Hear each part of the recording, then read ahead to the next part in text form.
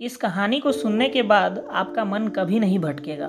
सुबह सुबह सभी कार्यों को खत्म कर गौतम बुद्ध के सभी शिष्य एक जगह पर एकत्रित हो गए। गौतम बुद्ध संदेश देना आरंभ करते हैं। वे कहते हैं, आज मैं तुम्हें एक ऐसे व्यक्ति की कहानी सुनाता हूँ जिसके पास सब कुछ होते हुए भी वह दुखी था।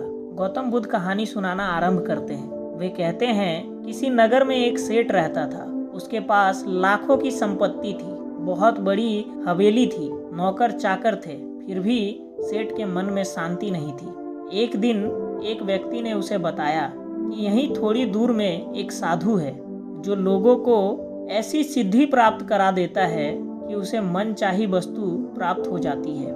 सेठ साधु के पास जाता है और साधु को प्रणाम करते हुए निवेदन करता है कि महाराज, मेरे पास धन की कमी नहीं है, पर फिर भी मेरा मन बहुत अशांत रहता है। आप कुछ ऐसा उपाय बताइए कि मेरे मन की अशांति दूर हो जाए।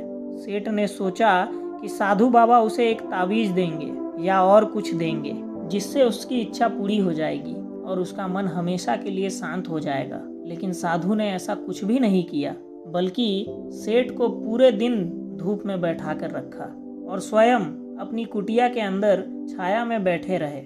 गर्मियों के दिन होने के कारण सेठ का बहुत बुरा हाल हो गया। उसको बहुत गुस्सा आया और उसने किसी तरह से अपने गुस्से को काबू कर खुद को शांत रखा। दूसरे दिन साधु बोला कि तुमको आज खाना नहीं मिलेगा और स्वयं तरह तरह के पकवान उसी के सामने खाने लगे। भूख के मारे सेठ को रात को नींद नहीं आती है और सेठ साधु के बारे में सोचता है कि अरे ये साधु तो बहुत स्वार्थी निकला। तीसरे दिन सुबह होते ही उसने अपना बोरिया बिस्तर बांधा और जाने के लिए तैयार हो गया। लेकिन तभी साधु बाबा उसके सामने आ गए और बोले, सेठ क्या हो गया? सेठ बोला, मैं यहाँ बड़ी आस के साथ आया था, लेकिन मुझे यहाँ कुछ भी नहीं मिला। उल्टा मुझे यहाँ ऐसे ऐसे मुसीबतों का सामना करना पड़ा जो मैंने अपने जीवन में कभी नहीं किया था। साधु हंसकर बोले, मैंने तुम्हें इतना कुछ दिया पर तुमने कुछ भी नहीं लिया।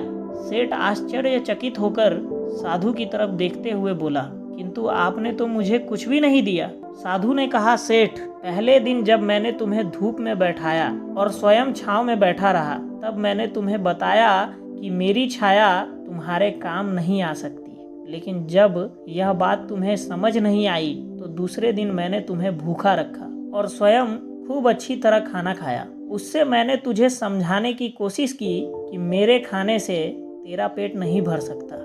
सेठ, याद रख, मेरी साधना से तुझे सिद्धि नहीं मिलेगी। तूने अपना धन अपनी मेहनत से कमाया है और शांति भी तुझे अपनी साधना और अपनी मेहनत से ही मिलेगी। सेठ की आंखें खुल गई।